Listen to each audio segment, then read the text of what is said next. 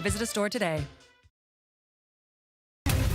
Local 4 News begins right now with a breaking news alert. What? What the? Breaking news on Detroit's east side. A chase leads to a 6-car pileup, and amazingly, no one was seriously hurt. Yeah, especially when you see that wreckage. 2 people are in police custody tonight. Tim Pamplin is on the scene with the night cam. Tim. This very dangerous high-speed pursuit started over near St. John Hospital. 4 young men conducting a drug deal that turns into a robbery. Then they started chasing each other down Moros, where it came to a crashing climax, destroying 6 vehicles. Dog, what? What the Are you serious? One neighbor looks out her window, sees her car completely demolished as one of the bad guys hops out the sunroof to make his getaway. The owner of that little brown car said he and his friends got out the vehicle just 5 minutes earlier. It's terrifying, for real, because normally we be in the car listening to music, vibing. Seb says he's fortunate he got out as the demolition derby came barreling down Moros. My car, the one that was parked in the middle, is like a crushed tuna can. Even seasoned Detroit police officers can't believe no one's more seriously injured. It's a miracle. You see the carnage? It's a miracle. Now back out here after the collision, 4 men from the 2 different vehicles that were chasing each other got out and ran. Police did get those 4 in custody. They are currently being questioned downtown. A wild night on the east side. That is the scene on Moros tonight with the night cam. Tim Pamplin, Local 4. All right, sure is quite a scene out there, Tim. Thanks. It was a wet night across Metro Detroit, and it was kind of a surprise the Tigers got the game in all the way, too. Yeah, got a little rumbly there for a minute. It did. We saw a line of thunderstorms move through, but they didn't do any damage. You can see the lightning strikes there, mainly in the south zone. But those showers did push through the heart of the city. Just about everybody got wet this evening, and now those are gone. That's just radar trash. We're starting to get in the time of year where we see that at this time of night. But we are looking at some good news tomorrow. Even though we're anticipating thunderstorms, the severe risk is going to remain to our south. The bad news is that's the place that really got hammered with twisters over the weekend. It looks like they could be seeing more severe weather as we get into tomorrow. But for us, warm and stormy. In fact, our warmest temperatures of the week coming tomorrow. Changes again to the weekend forecast, so we'll get the white out for that. And settling down next week. We'll look at how things are going to calm down after the weekend in just a few minutes. Jason. We're following breaking news in New York City tonight, where a man has been arrested after trying to get into St. Patrick's Cathedral carrying 2 gas cans. Police say the man was stopped by security at the entrance before anything happened. The 37-year-old from New Jersey was arrested without incident. No one was hurt and nothing was damaged. Tomorrow morning, a redacted version of the Mueller report is going to be publicly released. The Attorney General already scheduled a news conference in the morning. After that, it goes to Congress. Mara McDonald is live tonight. And Mara, we know there's a lot of sparring already going on in Washington ahead of the release. D.C. is abuzz, Sandra, and the New York Times is reporting tonight that the president's lawyers have had discussions with DOJ officials ahead of the release of this report. Not that they've seen the report, but they've spoken about it, and that has congressional Democrats on fire. Tonight, the jockeying over the report and who gets what when is on. Some Democrats are more than miffed. AG William Barr is holding a 9:30 a.m. press conference, and they won't see any hard copies until after that. Then there's what the New York Times is reporting, that Trump's lawyers have been talking to the DOJ about the findings and conclusions in the report. You do not brief the White House on criminal investigations before that information is public, let alone a criminal investigation into the president himself. The initial summary of the report found no collusion with Russia on behalf of the president or his team, but made no decision on obstruction, leaving that to the DOJ, which has already said no obstruction.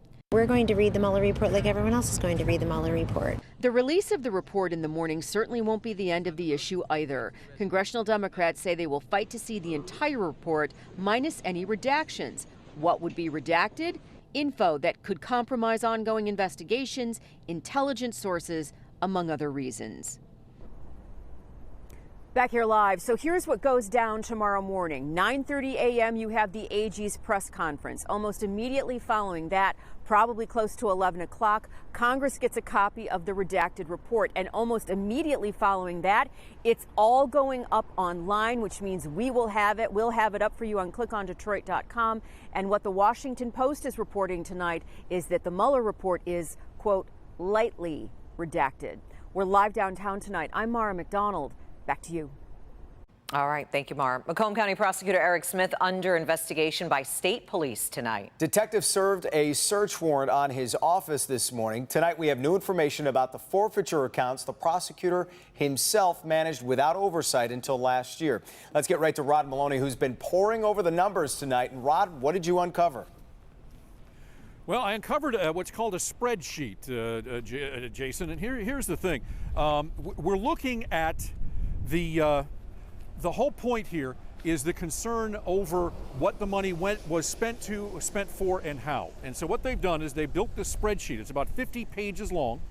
And so what they've done is try to figure out where the money went, who it was spent on. And so they were trying to discover whether this was going for law enforcement activity, because that's the whole purpose behind the forfeiture account. The spreadsheet goes from 2014 to 2018, and to be clear, the accounting does show the county prosecutor did, in fact, spend considerable sums on local police departments and the county sheriff's department. Above all, Smith claims he did nothing wrong. We cooperated fully with the investigators,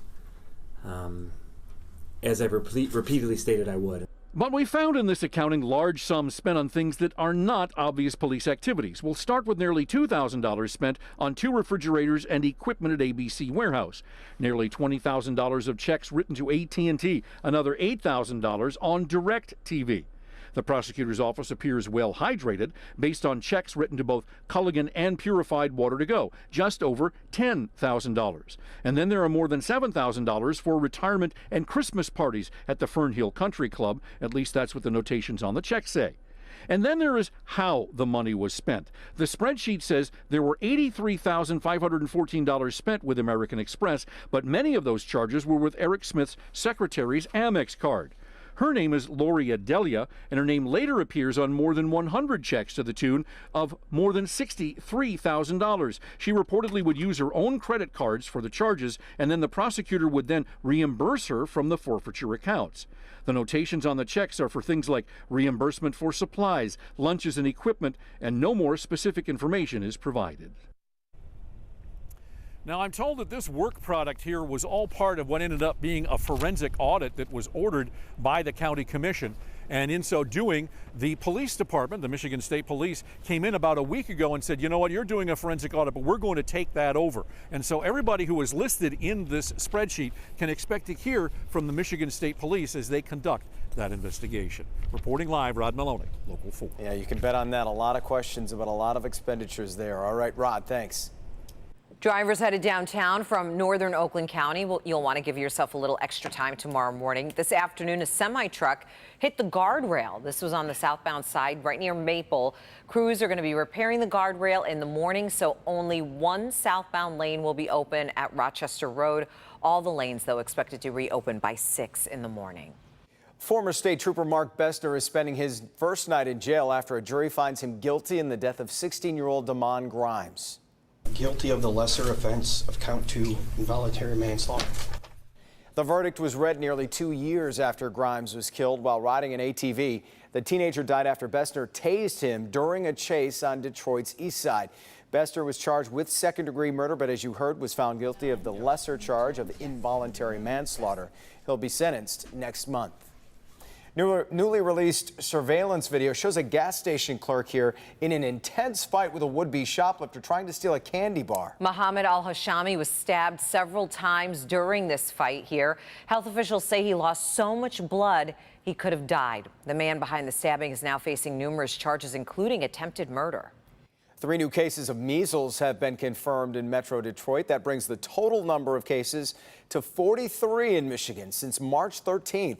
2 of the new cases are in Oakland County. The other is the first case reported in the city of Detroit. The health department has added new exposure locations in Oak Park, plus the Lansing area. We have the updated list on clickondetroit.com. School districts might now be off the hook for making up snow days that happen during state-declared emergencies. The Michigan House has now approved a bill excusing those days. Schools across the state closed during the last week of January because of that Arctic freeze, you might remember.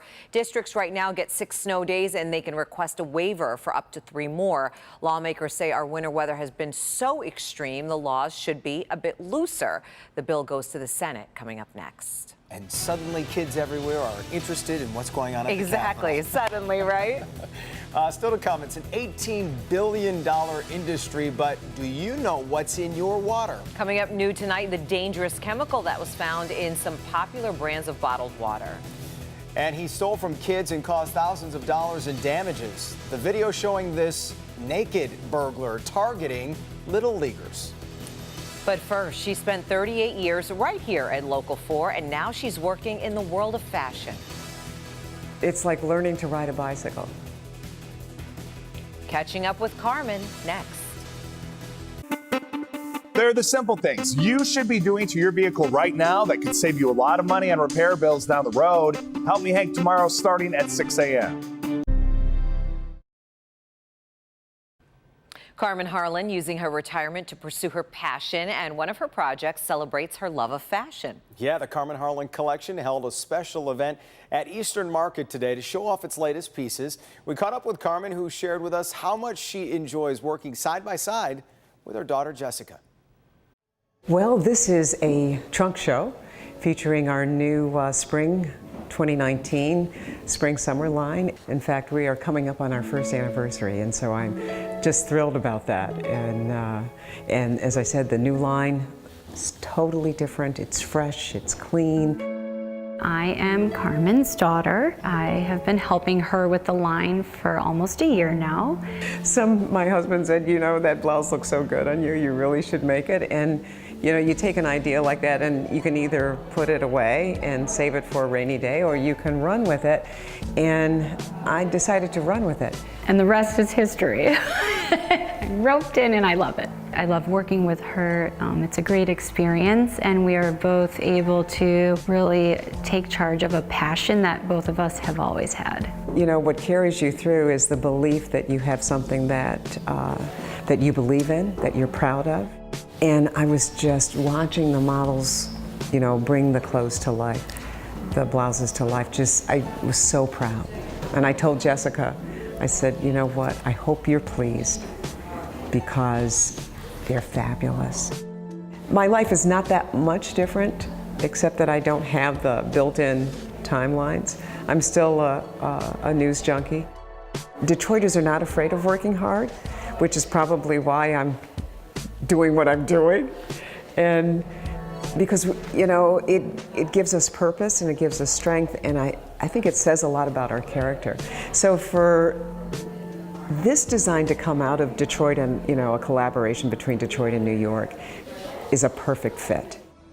And one of the main theme of the line is bring on the fun. And I think that once you put one on, you'll know exactly what that means. Does she look like she slowed down one bit? No, she hasn't missed a beat. She looks fantastic. Yes. And it's nice to see her enjoying this passion. And, you know, sharing it with her daughter. Yeah. Fantastic. Now here's Dr. Frank McGeorge with a look at what's coming up tomorrow at 5. Decluttering can lead to a tidier home, but it may also bring you a happier life. And once it's clear, you're able to concentrate, see things a little bit better. Anything is possible, which can bring joy to someone. Tomorrow at 5, I'll show you the unexpected benefits getting organized can have on your family's mental health. All right, looks like if you didn't enjoy the rain tonight, there's more to come. Wait, you have several more chances. Yeah. Just wait. Yeah, the menu is stocked full of rain. Rain, and more rain. But the one thing, if you were watching the temperature map, you saw just about everybody in the Midwest got in on the 70s today except us, and we get our turn tomorrow. In fact, we're actually pretty close to what we're going to set for lows tonight. 51 right now at Metro. A couple spots there in the upper 40s, Pontiac, Mount Clemens, and also down here in our south zone. But those numbers are going to start rising here in the next couple hours. We'll probably officially hit our low there about 2 a.m. And by the time we walk out the door tomorrow, temperatures close to 60 degrees in the morning.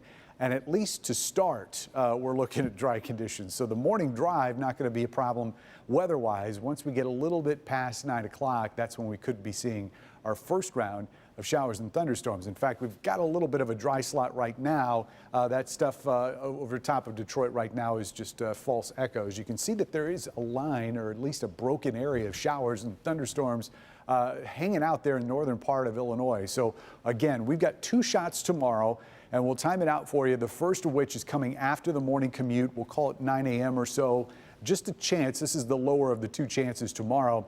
And then the better shot is going to be coming as that cold front gets closer to us, and we'll start seeing these showers and storms line up here. And this model depicting those storms coming in at about 4 or 5 o'clock. That's slightly later. So we may be able to get higher than the forecasted high of 71 that we're calling for, depending on the timing of those storms. Nevertheless, that front just sort of lingers, and this is the one consistent thing in all the models is the biggest push of water has been shown to come in on Friday morning, and that looks like the case. This is the different spot. We thought we were going to be dry in the afternoon tomorrow, and it looks like we may be seeing at least scattered showers as we finish out Friday and going into Saturday. Of course, the Easter weekend not completely dry either. 49 tonight, we're almost there. Remember, temperatures rising towards dawn. So when you walk out the door tomorrow morning, upper 50s to around 60 degrees. Then we fast forward to highs in the afternoon, and yes, there will be some 70s out there.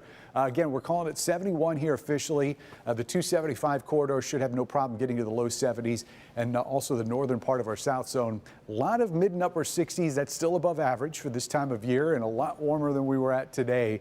And this is not going to be with a ton of sunshine either. It's just going to be a big push of warm air coming in from the south.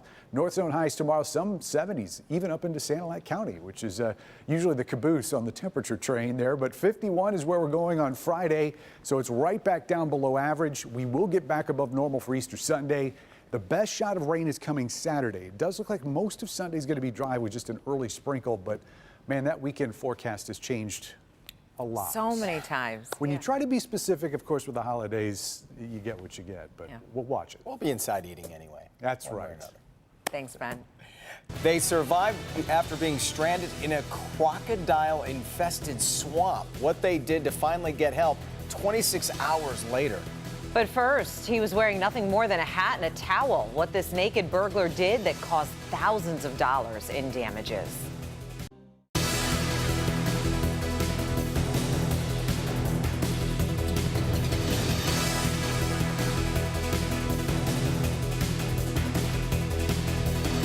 Local 4. A St. Clair Shores man will spend up to 30 years in prison for the death of his girlfriend. Last May, police found Daniel Michalik's girlfriend dead inside of his MGM hotel in Detroit with multiple stab wounds to her body. Kelly Stafford, the wife of Lions quarterback Matthew Stafford, underwent surgery today to remove a brain tumor. Earlier this month, Kelly was diagnosed with acoustic neuroma. A pre-surgery photo was posted, this one, in fact, on her brother's Instagram page earlier today, asking for prayers for his sister. A Florida man breaks into a Little League ballpark wearing nothing but a ball cap and a towel. The nude burglar managed to sneak into a concession stand, cleaning out the cash register, and even stealing a pack of hot dogs. Many in the community are wondering who would do such a thing. I don't know why they'd break in or stuff, but maybe they just wanted the money to buy stuff. I hope you turn yourself in and do the right thing because you're impacting all of these children. Yeah, doing the right thing might have gone out the window there. The man caused $5,000 worth of damage. Tonight, police continue to search for the naked ballpark bandit. In good health tonight, a recent study by Consumer Reports reveals many popular bottled water brands carry potentially dangerous amounts of arsenic, and that's causing one company now to suspend production. 6 water brands in the study had levels higher than 3 parts per billion, which is about a third of the EPA's acceptable levels. Some brands include Starkey, Crystal Geyser, and Penefiel. Penefiel now suspending production of its water as consumers found levels of arsenic higher than the federal limit. Research suggests drinking water with arsenic levels above 3 ppb could cause some serious health risks. A couple in Australia rescued after spending more than 24 hours trapped in a crocodile-infested swamp. This is scary. The couple was out fishing when their truck got stuck in the mud. After they couldn't free the truck, the pair decided to spell out the word help which actually allowed helicopter crews to spot them. Rescuers credit the couple for remaining in the truck for the majority of the time because they did not draw the attention of the crocodiles. And that is frightening. My goodness. Yes, indeed. Whew. I would have misspelled help. Halep. Why is it? Frightening also the Bucks a little bit tonight, maybe? Well, I thought the Pistons played well in the first half, obviously, but man, that second half just shows you the difference in the teams. We'll talk about that. We'll talk about the Tigers and a little bit we call Don Cherry Clothes Sores. Come on back.